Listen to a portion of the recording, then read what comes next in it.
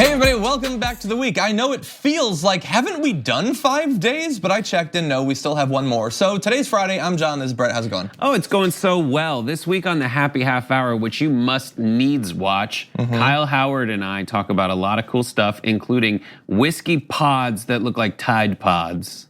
I saw on Colbert something about that. That's not a good call. I think it is. I think it's a bad call for reasons of like just sheer volume.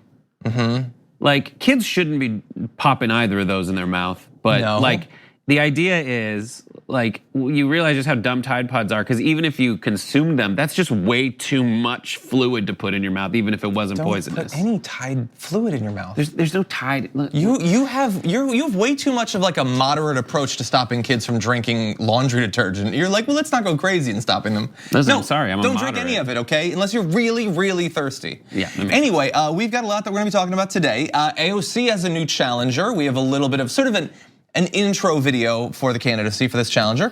Let's see, some updates on Rudy Giuliani. I haven't gotten to talk about that much with you, Brett, so that should be a little bit of fun. Donald Trump had a rally, and I believe it's safe to say that I will be showing you maybe the single most disgusting Trump video I've ever seen in my life, so that should be fun as well. But before we get to that, we've got some good news and some bad news when it comes to yesterday's Presidential Forum on LGBTQ issues, so why don't we launch right into that. Yesterday's LGBTQ forum had some good moments, but it also had some fairly cringeworthy moments, both from some of the candidates and from the hosts as well. So let's start off there. We're gonna start with Joe Biden, who had a little bit of difficulty. This is coming from an author for Slate who said to prove the depth of his own emotional concern for queer people, Biden decided to act like one. He flirted with multiple men, joked that he was about to come out as gay, and at one point clasped Anderson Cooper on the shoulder and mimed giving him a kiss.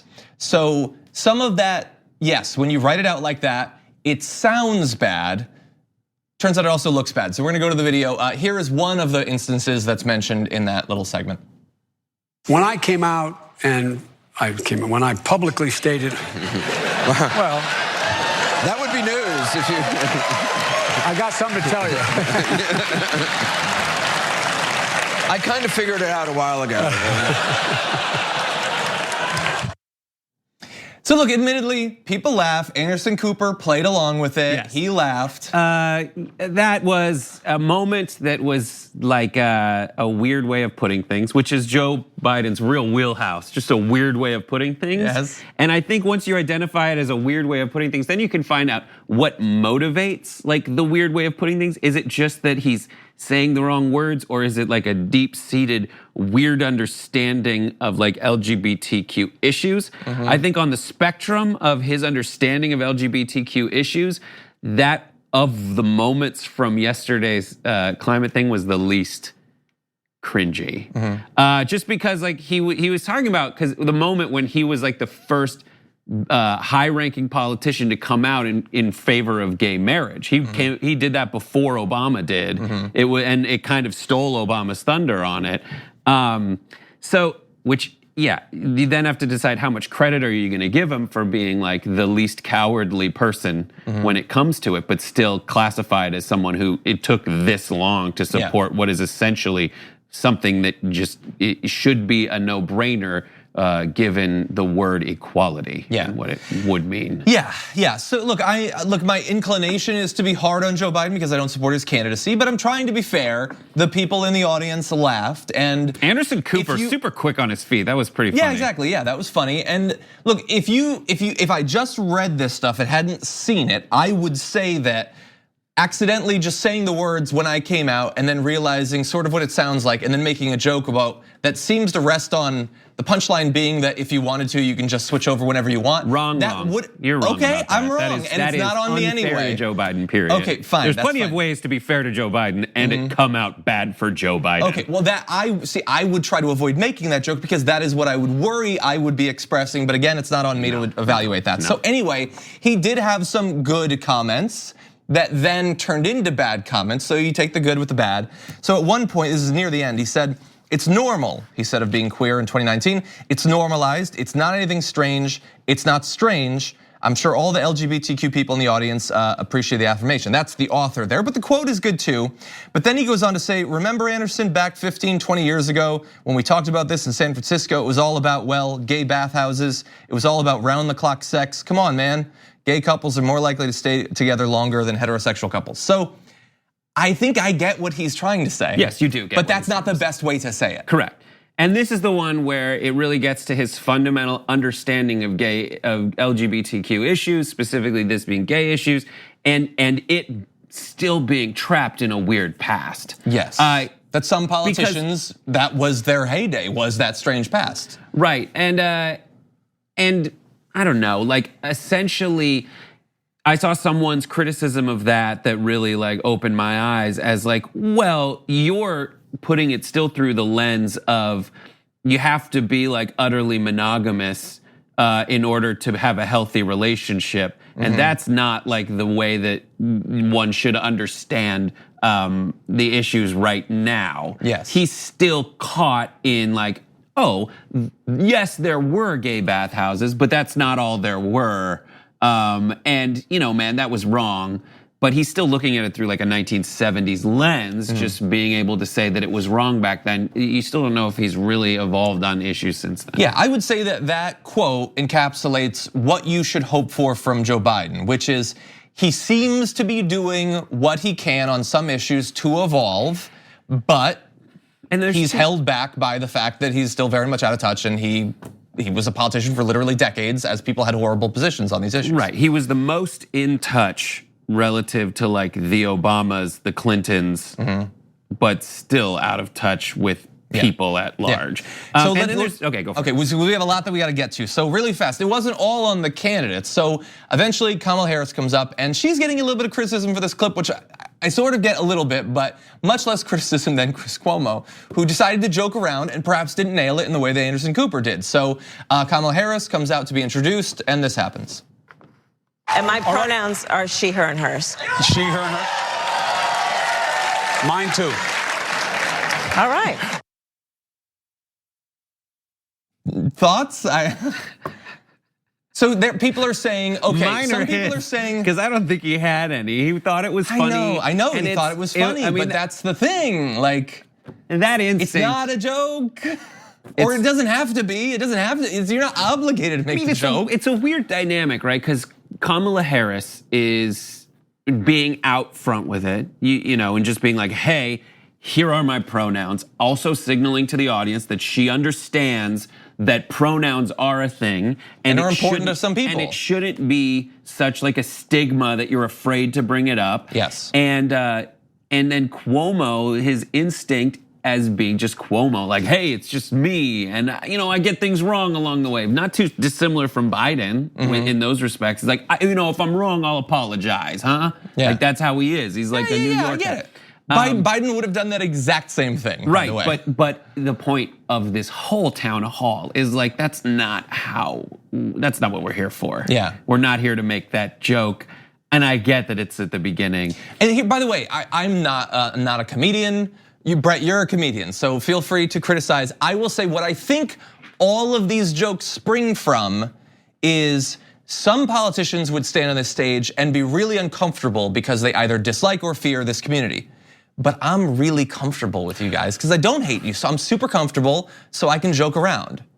And that leads to saying things that communicate stuff that they're not intending to communicate because they don't realize that while they are more comfortable and don't hate these people, they don't necessarily have as developed a position as sometimes they think that they do. I definitely think and that that's includes everybody, including myself. But I think people are still uncomfortable. Like I think Cuomo's still uncomfortable with it. I think, and the reason that you make jokes is to.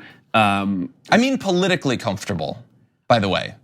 Right, but I think I have the right position on this issue. I'm not worried about being wrong, and so I am comfortable. Right, but in doing so, disproving that you should be that comfortable and that you do have that understanding you think you have, right? Yeah. But when you say the word comfort, similarly, he does feel comfortable making that joke, but he also feels I think a lot of people are still uncomfortable with saying the wrong pronoun. And there's different instincts people have with that. People who don't turn to humor typically just try to be extra reverent. People who do turn to humor.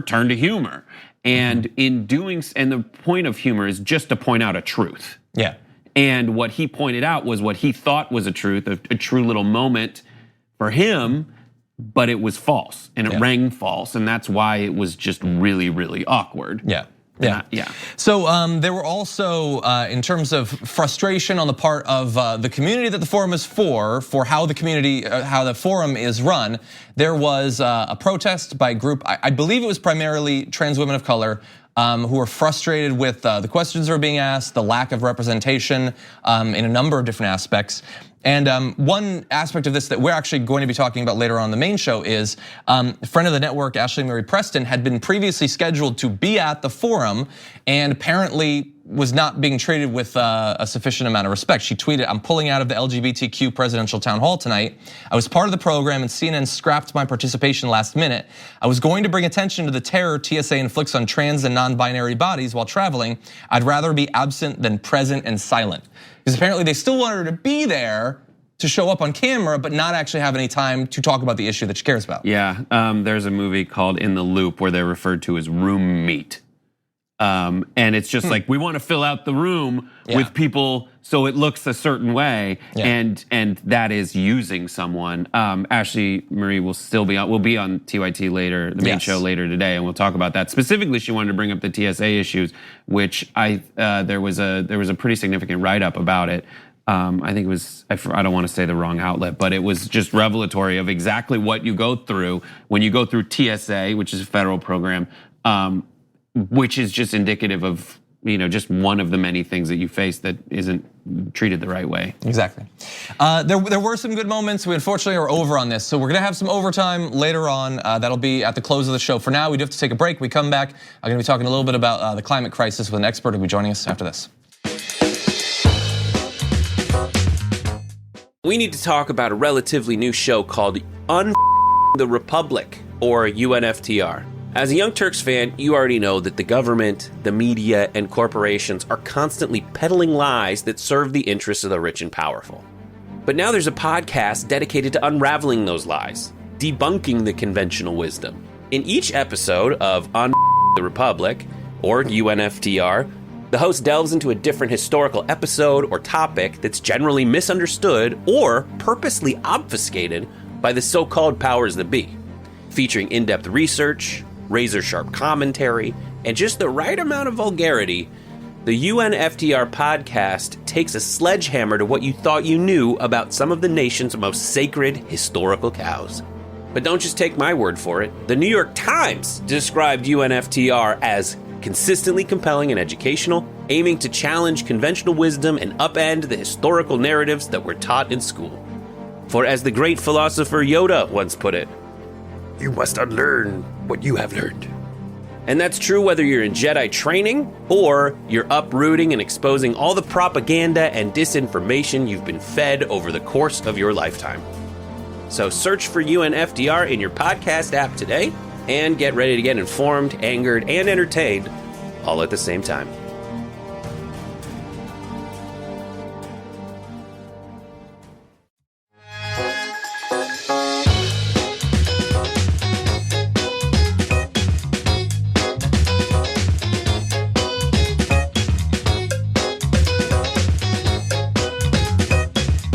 We're just a couple weeks out from the 2 weeks of climate protests that were led by a number of different awesome climate-focused activist groups, and obviously headlined, at least in New York, by Greta Thunberg. And the question now is, have we moved to a new place on this issue? Do we have the popular pressure to actually achieve something now? And joining us now to break it down and talk about this issue more broadly, a climate systems scientist at the University of Ottawa, Paul Beckwith. Welcome to the Damage Report. Hello, how are you? I'm doing well, and very glad to have you on the show today. So first of all, I want to talk broadly about the crisis, but what is your reaction to the two massive international days of protest that we had not too long ago? Well, I think there's definitely an ongoing climate emergency, and it's been largely unrecognized as an emergency, although there's lots of cities, there's lots of states, provinces, countries declaring a climate emergency without too much action yet. So the protest is the public voice. On September 20th, an estimated 3 or 4 million people worldwide. And I think when the numbers are in, it's about 9 million on Friday, September 27th in the protests. So in your work, you've talked about a tipping point of understanding on this issue. Do you think that we have reached that tipping point? And if so, where do you think the credit goes for that? Well, I think it's a little bit too early to say whether we've reached that tipping point. We're certainly heading in the right direction. And just over a year ago, Greta was pretty much unknown, and she started a whole movement, and it sort of is a catalyst, if you like, to get strong climate action. Certainly, extreme weather events and the massive storms and flooding and droughts. I mean, there's severe risk of global food shortages soon, I think, from climate disruption. So I think that we can both agree that we are in the middle of an emergency. There's been talk about declaring an emergency, making it a public thing where we all acknowledge what's going on. What do you think about that? Is there value to having the government or perhaps the UN declare a formal emergency on the climate? Yes, I think that people, the public is really starting to understand, at least more and more people in the public, that we're in a climate emergency. Governments are starting to, make that type of talk, using that type of language, climate emergency. But I don't see the action behind the words of the government yet, especially since many governments continue to subsidize fossil fuels. And they might put a carbon price on, but the subsidies to fossil fuels are much, much greater than any carbon price. So they're not serious until they scrap subsidies to fossil fuels. We know that they're not serious to address the climate emergency. So one thing that I've tried to stress when talking about this issue is that there are lots of people who say that they don't believe in the science or whatever. They're classified as climate deniers, but it seems to be the case where politicians who are deniers are probably coming at it from a different point of view than a regular person who is a denier. There's sort of financial and campaign finance implications on the one hand. On the other hand, there's some psychological impediments to accepting what's going on or perhaps understanding it. What do you think about some of the psychology behind denial of this climate science?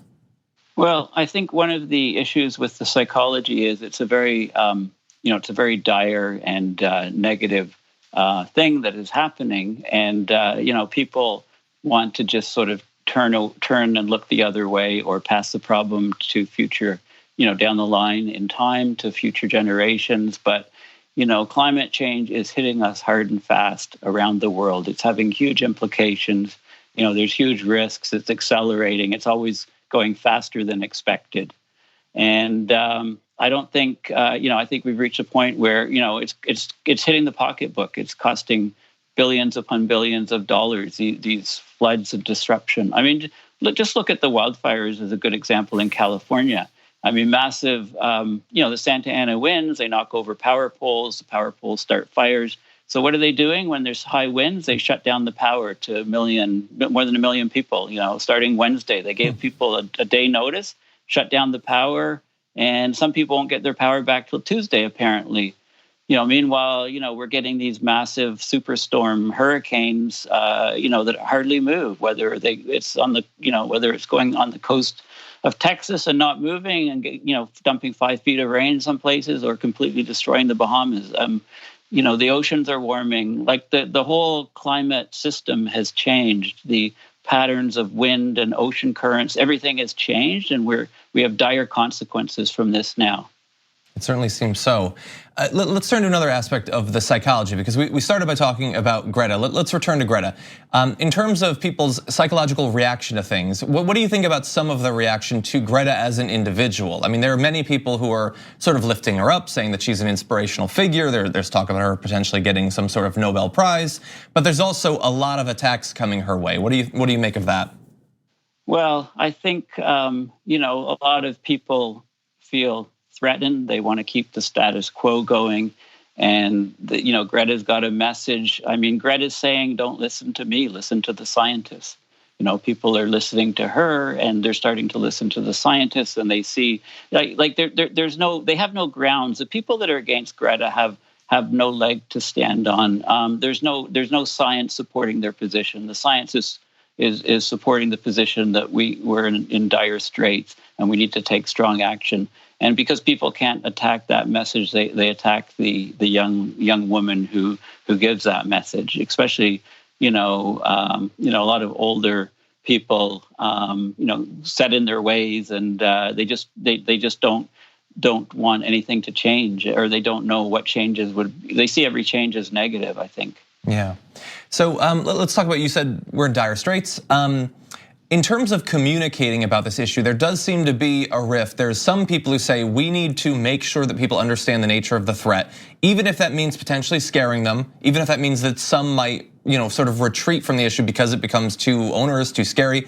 And others are saying we need to approach this in a way that we focus on the hope that we have, what we can practically do. What do you think about this? How much should we be focused on hope, concerns over, being labeled a doomer, those sorts of things? Yeah, well, humanity, needs to have hope. I think it's part of the human condition. So, I think a lot of the deniers, they ideologically, or there's something going on in their brain where that's their mechanism to ignoring the problem is their mechanism to deal with it. I think at this stage, but in order to have hope, we need to have action. And it's action. That's what Greta is calling for. We've had enough talk. I mean, the Conference of Parties, the Intergovernmental Panel on Climate Change conference in Santiago, Chile, in a few months. It's COP25. That's one per year, 25 of them, and emissions are still going up. Mm-hmm. CO2 levels, all the signs, all the climate indicators are going up faster than expected, not in a linear fashion, in a highly nonlinear fashion. This is why we talk about tipping points and things. So I've said for a long, long time that we need to first declare a global climate emergency and then take strong action. I talk about a three-legged bar stool approach. Mm-hmm. Yeah. So I wish that we could go more into some of the specific actions you're pushing for. Unfortunately, we are out of time, but I want to thank you so much for joining us, and perhaps we can talk a little bit more in the future about some of the actionable items that you're encouraging. Okay, well, thank you very much. Thank you, Paul. We're gonna take a short break. When we come back, we've got Trump's rally yesterday, including the continued demonization of refugee populations. We'll have that for you after this.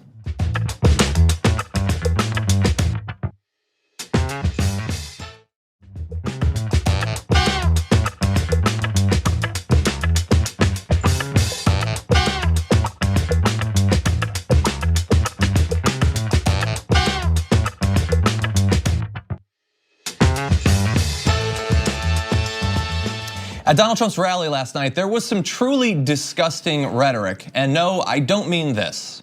I love you, Peter. I love you too, Lisa. Lisa, I love you. Lisa. Oh God, I love you, Lisa. And if she doesn't win, Lisa, we've got an insurance policy, Lisa. We'll get that son of a bitch out. Okay, so let's be really clear. That was him talking about Lisa Page and Peter Strzok, and that was him being a government official and pretending to have an orgasm. Wow, I didn't see it that way. That's not I'm not gonna do it because it was disgusting, but when he's breathlessly calling out the person's name. I didn't see it that way. I didn't see it well. I didn't see it positively. I thought of it as a John, Marcia. Oh, John, Marcia. Yeah, and what are they doing? I just there's a lot sad about this rally, and yes. I don't want to focus on this. President climax. I don't either. And thankfully, we went hundreds of years without having to do that in this country. No. George Washington wrote extensively about reaching orgasm. I don't think that happened. He had to take out his wooden teeth. I knew you were gonna, there was no way you weren't gonna go to the teeth with that. Yeah, why do you think they call it Mount Vernon? Okay, this is on me because I played that clip, but I blame you too. Anyway, it gets disgusting in other ways, and that's when he goes into attacking Ilhan Omar, representative. So he goes to her home state to demonize her and the community that she comes from. I was going to play you the video of him attacking her, but I'm just not gonna do it. That's a really good decision because it's so bad. It's so bad, and it's so filled with lies and conspiracy.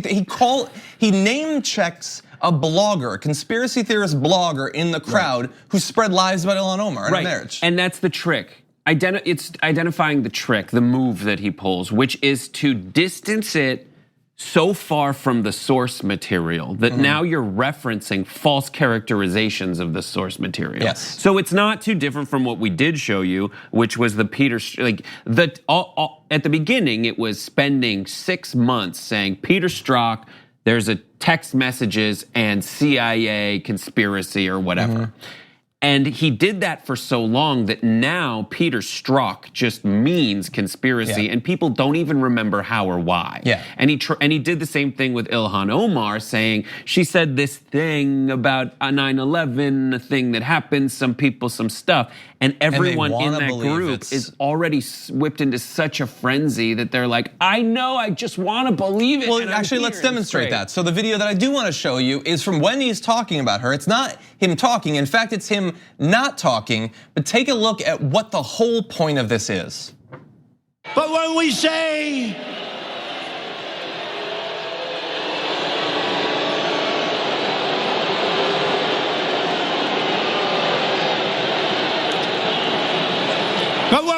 something about the United States. So when I call it the 2-minute hate, that people go to these rallies to be part of a crowd that hates something, that's why he's like, yeah, come on. There was someone in the crowd. Just bring me the booing, come on. There was a person in the crowd at that point who then later in the video they cut to being escorted out. That was that moment. Yeah, exactly, but they love it. That's what they want to see. And the actual video of her getting pulled out, as she's literally going peace and love. That is what she said. She's saying peace and love over hate, is my read on reading her lips. Which you cannot get away with that in that group full of good Christians. So weird. Yeah, so, and also, by the way, so you mentioned the Strzok thing. I feel the need to keep saying this, that multi-year effort to make you hear Peter Strzok and know, oh, it was the deep state with a conspiracy to stop him from becoming president. That's why I said, we have a plan, we have a backup plan. They never have to respond to the follow-up question, so then why didn't they stop you? If they had this plan, why did they do nothing? Why did they in fact go out of their way to make sure that James Comey didn't even reveal that you were being investigated? They actually did to Hillary the things you're saying they were gonna do to you, but then didn't do. Say something about that. They don't have to. He doesn't have to. He has his catchphrases. And that's all anyone wants. When you try to build a cult of personality, whether it's as a politician or as a YouTuber, you just come up, and there's this thing called, primal branding? Yes. Where you just come up with like little catchphrases and little things. So whenever he's doing like a very pernicious version of like, hey, what up? Breaders, like what up, Breaders? My whole group is the Brett Troop. What up, the Brett Troop? Yeah. And I used to say people like in the audience would be like, well, I want to be in the Brett Troop. Yeah, and that's it. And now, it just signals that you're all together because you all have your own little call and response, and it's everywhere. And you look at it, I mean, the word amen, standing and sitting during church, like some of these things are good because they build community and a shared experience, but others are just ways to insulate yourself from what's happening in the world and feel like it's okay because we're all like this at least. Yeah, and you want to be in a group of people who have the same exact identity that you do, and that's what they have there. And so in this particular case, the thing that's bad about it is that he gets this huge crowd of people, 98% of whom are white, to start chanting about how much they hate this congresswoman who dares to be black and Muslim. How dare she? And then also they go beyond that because it's not enough to hate her; they also have to hate the community. So he's very clear about what they should think about the Somali community. For many years, leaders in Washington brought large numbers of refugees to your state from Somalia without considering the impact on schools and communities and taxpayers. I promise you that as president, I would give local communities a greater say in refugee policy and put in place enhanced vetting and responsible immigration controls. And I've done that. Since coming into office, I have reduced refugee resettlement by 85%. That's anti-Semitic. Because like he's like, I don't like taking in refugees in the wake of major disasters and international problems. So you're against Jewish refugees in the World War II, which we know people were. Which and that's it. I mean, that's exactly the thought. And I don't know. Just do you fight it with other rhetoric? Like we just go watch Black Hawk Down. That was in Somalia. Like. Just no. He goes to a state known for its Somali formerly refugee community to get a big crowd of white people to chant about how they're horrible and they shouldn't be there. And we want to make sure that there's no more of them. That's what we definitely want, even though we know what this rhetoric produces. And I want to give you one example of what it produces. This was news previously. 3 right-wing militiamen from rural Kansas were found guilty on Wednesday in a 2016 plot to slaughter Muslim refugees living in an apartment complex in that state where they were having their rally. Jurors heard recording after recording of the men expressing a murderous hatred of Muslims who they called cockroaches. One of the men referred to himself online as the Orkin Man. And during the plotting, Stein, one of the militiamen who wanted to murder these Somali refugees, reportedly referred to then candidate Trump as the man. The men had planned their attack for after the 2016 election so as not to hurt Trump's chances of winning. Delaying the attack until then would avoid giving any ammunition to their political opponents, one of the terrorists said. And Trump's victimizing these people. Like you've been had. And you need look no further than like the person who showed up with a gun at Pizzagate. Yep. And realize that is not what's happening. And you just need to remember, like, the ridiculous things Trump says and Giuliani says when they have not borne out in the slightest. The only evidence we have is that the frenzy he has whipped right-winger extremists into has yielded deaths, has yielded murders, has yielded plots like this. Those are the ones plotting against a boogeyman. He is, when he says deep state, he might as well be saying like Bloody Mary, like that thing that you went into your bathroom and you're like, let's say it 3 times, nothing happens, but then we'll come out and say something did. Yeah. Except this time it potentially has murderous consequences. Some of these plots are stopped, but others aren't. Okay, we're gonna take a short break. We come back, updates on Rudy Giuliani and the arrest of his associates yesterday after this.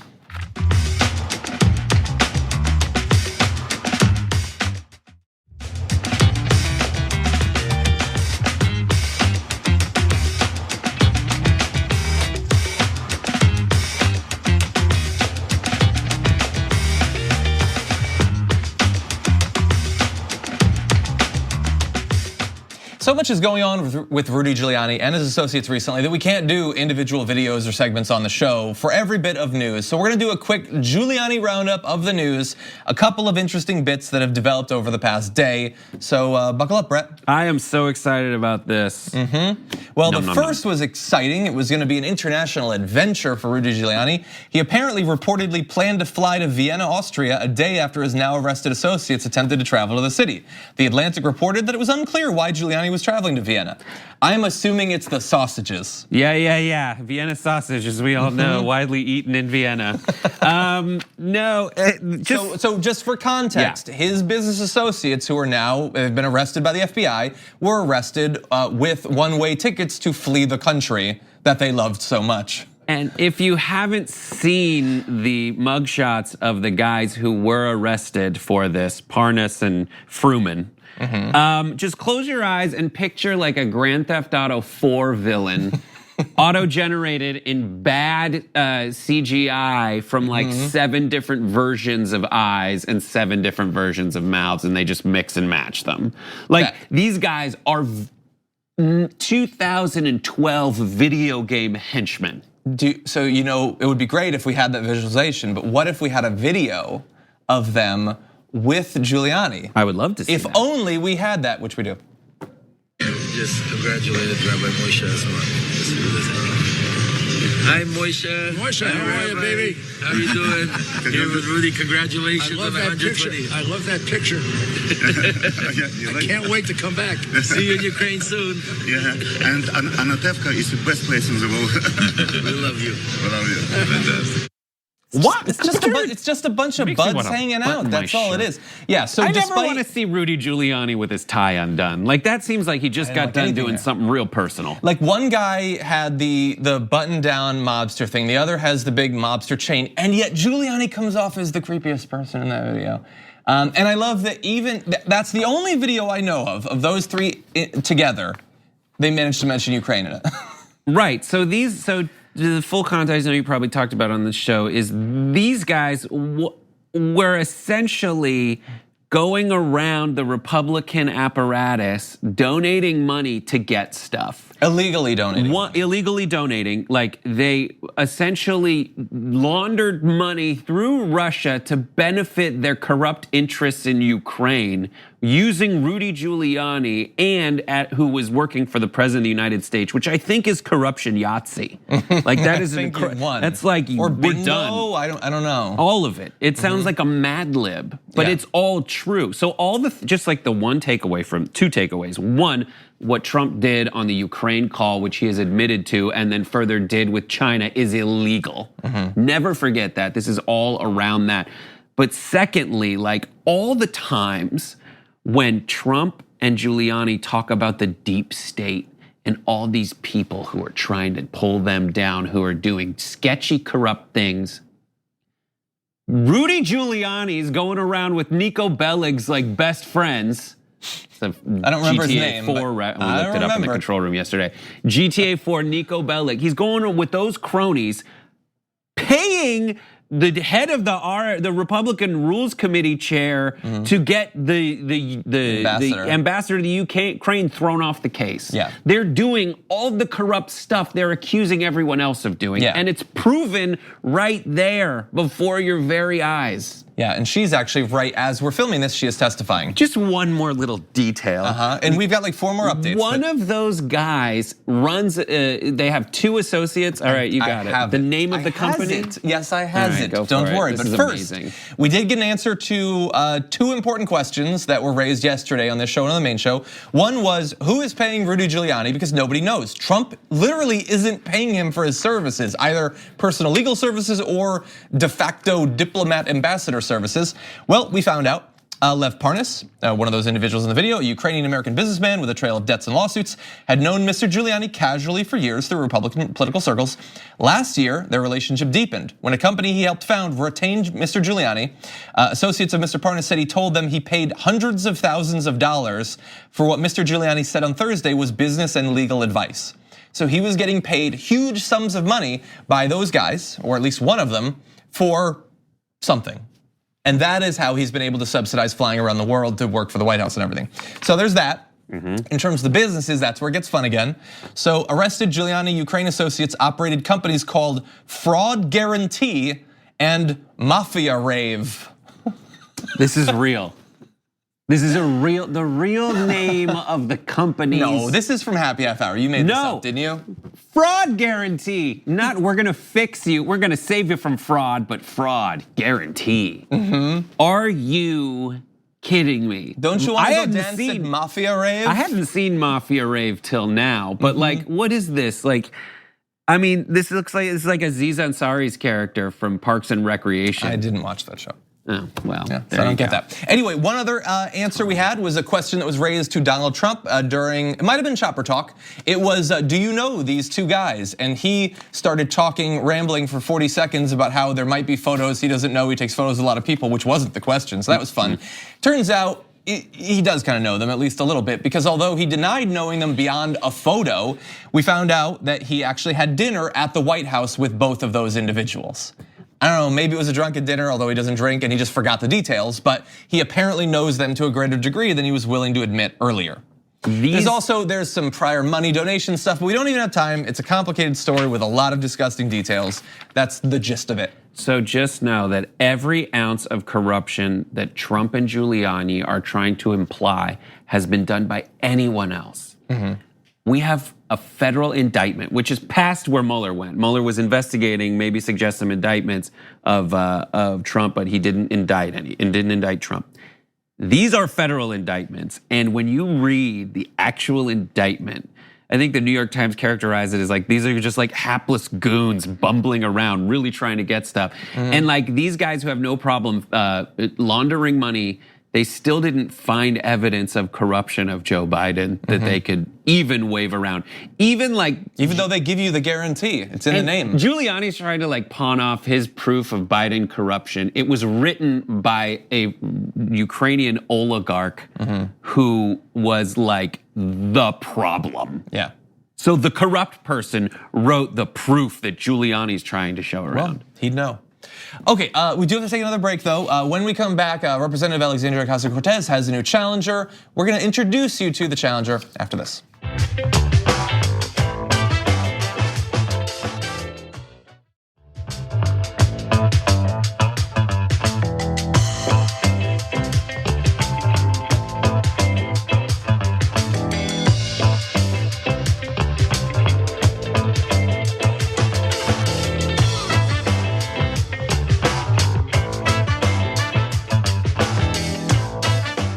Representative Alexandria Ocasio-Cortez is already facing multiple primary challengers, and today she got a new one. It is City Council member Fernando Cabrera, and journalist Walker Bragman had previously found video of Cabrera.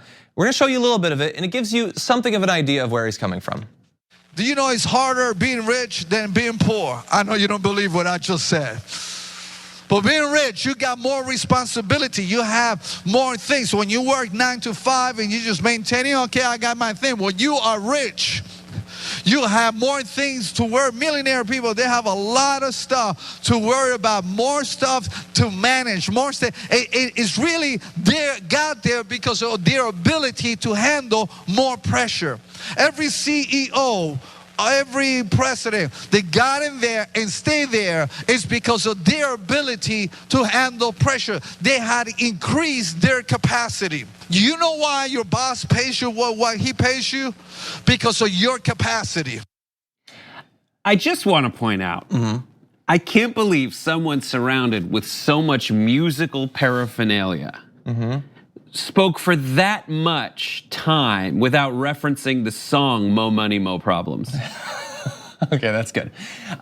So that is not him speaking as city council member. In addition to being city council member, he's also a Pentecostal minister. So that is him ministering to a group there. He didn't say Pentecost to be the boss. I don't know that that's one of the expressions. I have not been a part of the community. But I can say that when that video was shared by Walter Bragman, who has previously done some investigative journalism in the city around this council member, the journalist was blocked on Twitter. But good job, Walker, for making that available. So a little bit more about Fernando Cabrera. I'm sure, like a full platform is gonna come out at some point, but he responded to AOC opposing the gigantic subsidies that were to be offered to Amazon earlier this year by saying, why not have Amazon high schools to prepare our kids for jobs? Which I think is something out of a cyberpunk novel, actually. Corporations don't make our high schools, and I don't think they should. He personally opposes abortion and gay marriage, but says they are the law of the land and won't be burning issues in the primary. So he's one of those who doesn't like it, but won't supposedly go against it. I want to go back to that Amazon high schools. I think what he's trying, one of these things, you just try to find the kernel of what he might be referencing.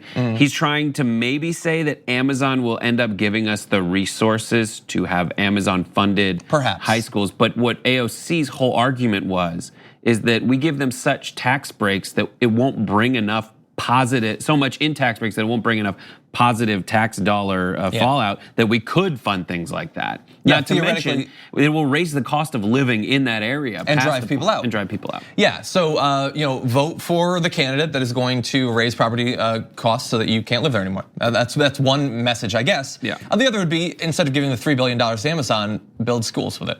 Hypothetically, you could choose to do that if you wanted to. Well, it's not technically giving $300 billion. I understand, it's not the same exact thing.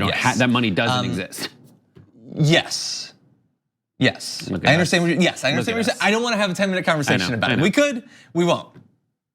Maybe we will. We can later. Let's not. Anyway, we have a little bit more on how he's going to differentiate himself in terms of policy from AOC. He says he opposes Medicare for all and government-run healthcare. He instead prefers Vice President Joe Biden's plan. He also called AOC's Green New Deal a pie-in-the-sky plan that would boost taxes on the working class. So, as always, I will say, if you are enthusiastically against these plans, I give you credit for being honest about that. And that's the end of the credit I give you. Yeah, I wanna go back to the point where he's like, if you're poor, it's easier. It's not. It's easier to be rich. It's harder. Talk to rich people. It's much easier. I think we should try both. There's a lot of decisions that a CEO has to make. That is true. And people who run businesses, small businesses, it's very difficult to maintain all of that. It's hard because you have a lot of costs. However, it is impossible to say that you're being paid because of your ability. Well, it's easy to say, but people are getting paid because of an equilibrium that is being created by entire tax systems and economic models where there is no better place to go to. Ask yourself this, if the CEO has the opportunity to pay you less, will he say, no, I can't do that? They're just worth more. They will never say that. No, they won't do that. Anyway, thank you for watching the show. Great to have you here to close out the week as always. Brett, everybody watch Happy Half Hour later today. It's gonna be a very exciting show. Moose Toilet returns, that's always fun. And we'll see you on Monday morning. So we've shown you some of the cringy or bad moments at the LGBTQ Issues Forum from last night, but there were some good moments, some funny moments as well. And so we turn now to Elizabeth Warren being asked a question, having a pretty good answer to it. Let's say you're on the campaign trail and you're approached. You have been, yes. And a supporter approaches you and says, Senator, I'm old-fashioned and my faith teaches me that marriage is between one man and one woman. What is your response? Well, I'm going to assume it's a guy who said that. And I'm going to say, then just marry one woman. I'm cool with that.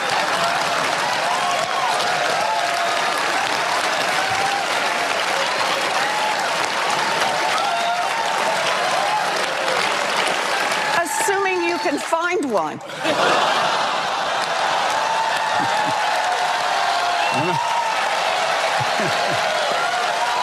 Cuomo. Oh, that's a fun moment. Come on. Cuomo loved it.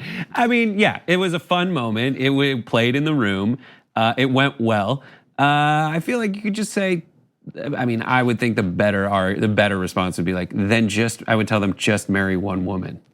I'm cool with that.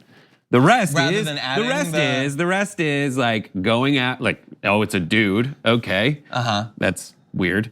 Assuming it's a dude? Yeah. I mean, I don't think it's necessary. It's not true. It's weird. It's not true. Like that's hypothetical. That's wildly underselling the vast number of people of all genders who are bad, who are. But also, like the way he characterized it was like, hey, someone comes up and says something which that guy asking the question was characterizing as the best. Like giving every benefit of every doubt to someone who would say that. To that hypothetical man. And she took the benefit of the doubt in terms of bridging the gap in messaging away from that, which that guy was really just setting up for her to You're right. to do. I hate her now. I hate her. You do? I don't hate her. I think it was a really great joke in that room. Line. Like in that comedy club of the LGBTQ whatever. Like that was a good joke.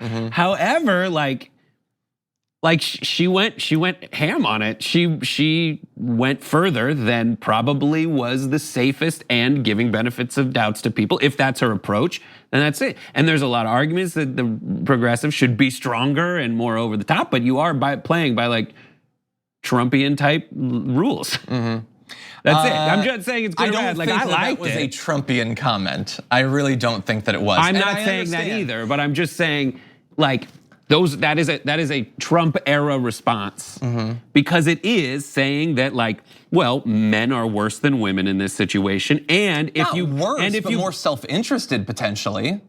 But like there's I've seen a bunch of clips of women saying like marriage is between one man and one woman. Yes, certainly some women, even a lot of women, millions of women believe that. I think that if she's approached by someone, there is at least a 1% greater chance that it's a man than a woman. But that's not the part that I'm focusing on here. It's her saying that I am not going to turn my entire campaign into doing whatever I can, hiding my opinions, contorting the way I message, to try to reach a hand out to someone who, even if they like my response, is never gonna choose me over the Republican. I agree with that. And I just want that for once. And I'm not saying any of that is false. I'm saying you got what you wanted.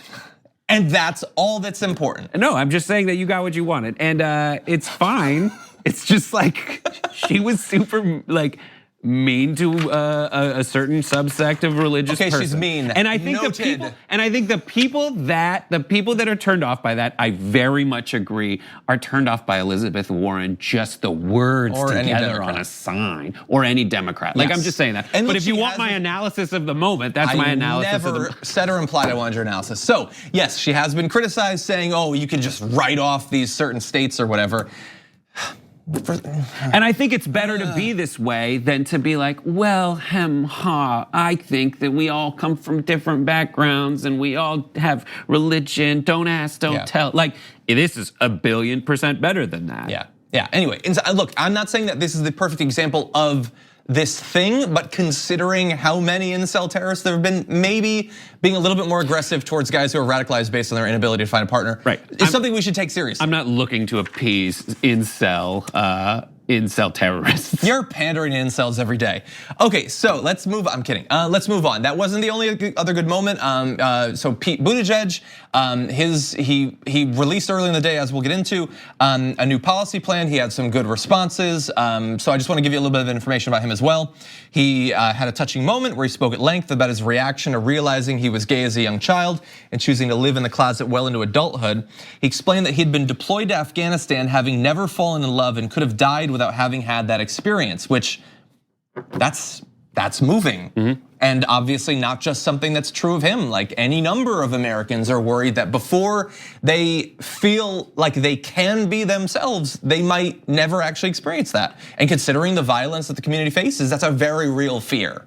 Yeah, I mean, that is one very effective way to communicate that all the people, about whose experience this LGBTQ plus town hall is meant to like present to the world, like, they're real people with real experiences. And when he puts it in terms of like, I had never fallen in love, that's something I think everyone can really identify with, and how much of a tragedy it is. And then brings in things that like service to one's country, that it's like, how can you be mad at this guy for serving his country? It's real. And those two things together, I thought was very effective.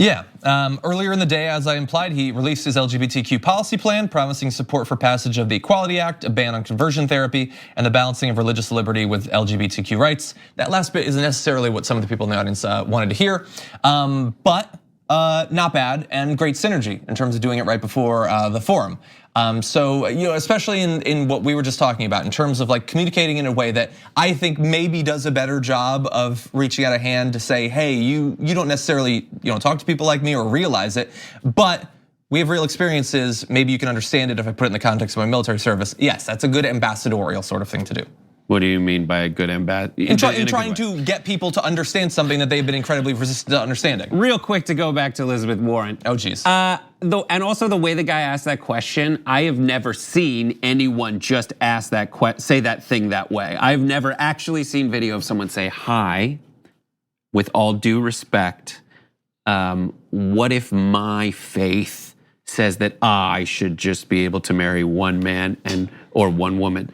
No one has ever said that. And I think Elizabeth Warren was referencing the person we're more familiar with asking something in the arena of that question. Possibly. I know for a fact because I looked into my heart. Okay. I'm just worried I'm gonna get yelled at any second now. Anyway, that's all the time we have. We're gonna have more on this on the main show later on, but thank you everybody for joining us. Really appreciate it.